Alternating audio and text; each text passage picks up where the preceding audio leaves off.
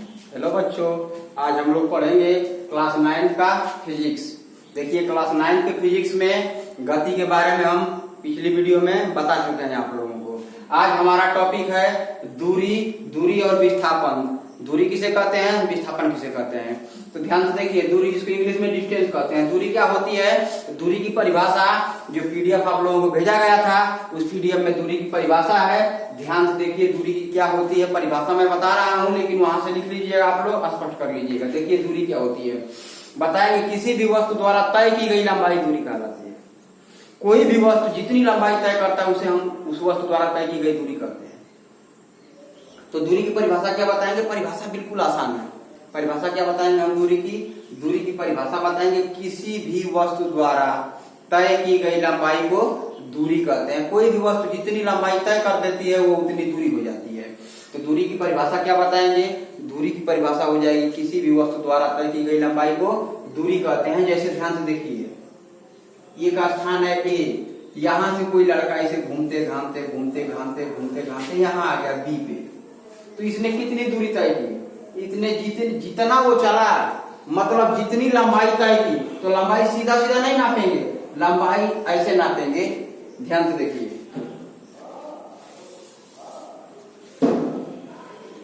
यहां से यहां गया, यहां से यहां गया, यहां से यहां गया, यहां से यहां गया, यहां से यहां गया, ये स्थान बी हो गया। अब देखिए, ये 2 मीटर क्या है, ये 2 मीटर का है, यह 2 मीटर का है, यह 2 मीटर का है और यह 2 मीटर का है। तो अब हम देखेंगे कि वो कितनी दूरी तय की, मतलब कितना दूर चला है। तो जितनी लंबाई उसने तय की सबको हम जोड़ देंगे, दूरी पता चल जाएगी। देखिए ध्यान से, यहाँ से यहाँ तक गया 2 मीटर, फिर यहाँ से यहाँ तक 2 मीटर, 2 और 2 4 मीटर, फिर यहाँ से यहाँ तक 2 मीटर, 4 2 6 मीटर, फिर यहाँ से यहाँ तक 2 मीटर, 6 2 8 मीटर, फिर यहाँ से यहाँ तक 2 मीटर, 8 2 10 मीटर। कहने का मतलब उसने कितनी दूरी तय की, 10 मीटर। तो दूरी क्या होता है, जितना दूर हम चल रहे हैं, जैसे वो फिर यहाँ से वो वापस आएगा, मान लीजिए कि उसको उसी रास्ते से वापस जाना है, तो ये 10 मीटर तो ये गया है, लेकिन अब अगर वापस आएगा तो 2 मीटर ये आ गया। तो बताइए पीछे आ रहा है, फिर भी तो वो चल रहा है। तो जब तक वो चलेगा तब तक वो दूरी तय करेगा, जब वो रुक गया तब दूरी नहीं तय करेगा। लेकिन जब तक चलेगा, चाहे आगे चले चाहे पीछे चले, अगर उसी रास्ते पे जाएंगे और वहां से वापस आ जाएंगे, फिर भी तो हमारी दूरी बढ़ रही है। तो यहाँ से ये 2 मीटर वापस आ गया, तो 10 मीटर पहले चला था, फिर 2 मीटर ये चल गया, तो यहाँ पर कितना चल गया, 12 मीटर। समझ में आ रही है बात, मतलब कि हम अगर चलते जाएं, चाहे किसी भी दिशा में चले, तो हमारी दूरी हो जाएगी। चाहे किसी भी दिशा में चले, चाहे सीधा जाएं फिर वहां से वापस आ जाएं, मतलब दूरी हमेशा बढ़ती जाती है। जब तक चलेंगे तब तक दूरी बढ़ेगी।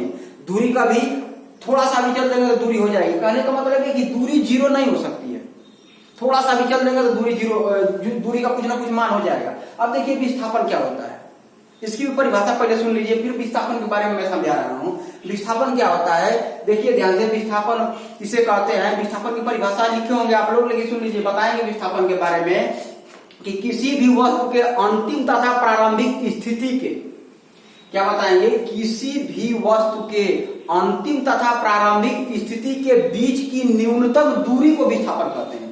किसको विस्थापन कहते हैं, किसी भी वस्तु के बीच के अंतिम तथा प्रारंभिक स्थिति के बीच की न्यूनतम दूरी को विस्थापन कहते हैं। कहने का मतलब ये देखिए, एग्जांपल के तौर पे, यह स्थान 1 है, यह स्थान बी है, यहाँ से यहाँ ये सीधा दूरी है, मान लीजिए कि 5 मीटर। एक लड़का यहाँ से चलना शुरू किया, पहले यहाँ गया, फिर यहाँ आएगा, फिर यहाँ जाएगा, फिर यहाँ आएगा, फिर यहाँ जाएगा, फिर यहाँ आएगा। ये सब मान लीजिए कि 1 मीटर दूर है।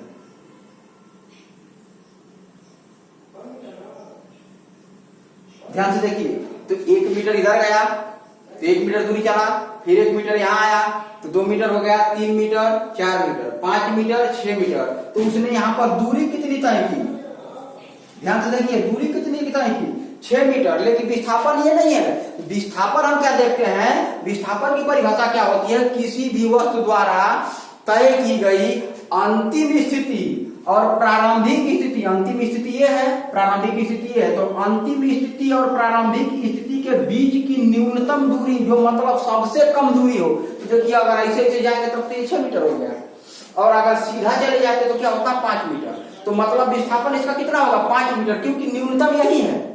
न्यूनतम 5 है कि 6 है? 5 है। तो न्यूनतम 5 है मतलब विस्थापन 5 होगा।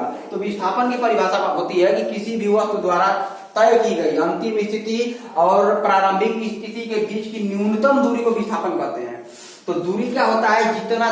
जितना हम चल लें वो सब दूरी होता है, चाहे सीधा जाए फिर उसी रास्ते को वापस आ जाए, हम जब तक चलेंगे तब तक दूरी बढ़ेगी, दूरी कभी घटती नहीं है। अगर एक बार हम चलना स्टार्ट कर देंगे तो दूरी बढ़ती जाएगा, बढ़ता जाएगा, बढ़ता जाएगा, बढ़ता जाएगा। लेकिन विस्थापन के बारे में ऐसा नहीं है। विस्थापन के लिए क्या है कि अगर हम टेढ़ा मेढ़ा रास्ता चलते जाते हैं तो वो दूरी बढ़ता है, लेकिन विस्थापन नापना होता है तो हम सीधा सीधा उनके बीच की दूरी नाप देते हैं कि न्यूनतम कितना चले हैं, माने कम से कम अगर हम शॉर्टकट देखें तो कितना चले हैं। तो विस्थापन का मतलब शॉर्टकट तरीका कितना हुआ है। जैसे ध्यान से देखिए कि एग्जाम्पल, यह कोई लड़का है ए, उसको जाना है बी तक। पहले वो कहाँ गया?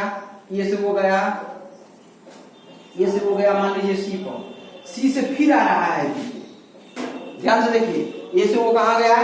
सी पे, सी से कहाँ आ गया? बी पे। अब ध्यान से देखिए ये दूरी हमारी मान लीजिए कि है 3 मीटर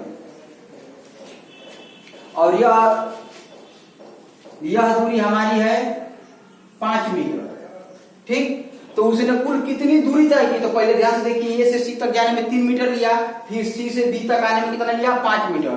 तो इसकी दूरी कितनी हो जाएगी? ध्यान से देखिए, 5 3 8 मीटर। तो दूरी तो उसने 8 मीटर तय की, लेकिन विस्थापन निकालना है हमें। तो विस्थापन निकालना है तो विस्थापन के लिए हमने क्या बताया? विस्थापन के लिए ये बताया कि कितना हम इधर उधर गए उससे मतलब नहीं है, केवल अंतिम स्थिति देखेंगे और प्रारंभिक स्थिति देखेंगे और इसके बीच की न्यूनतम दूरी, ये न्यूनतम दूरी यही होगा सीधा ना, ये न्यूनतम दूरी, ये हमारा विस्थापन होगा। यहां से यहां तक जो भी वो चला वो विस्थापन हो गया, यहां से यहां तक ये विस्थापन होगा।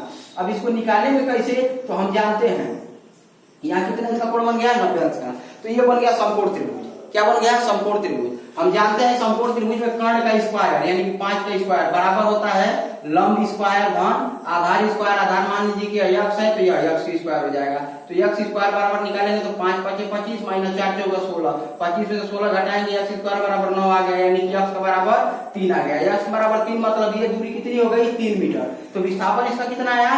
3 मीटर। देखिए कितना अंतर है, दूरी तो हमारा 8 मीटर है लेकिन विस्थापन कितना आ गया? 3 मीटर। तो विस्थापन हमेशा या तो दूरी के बराबर हो सकता है या तो दूरी से छोटा होगा।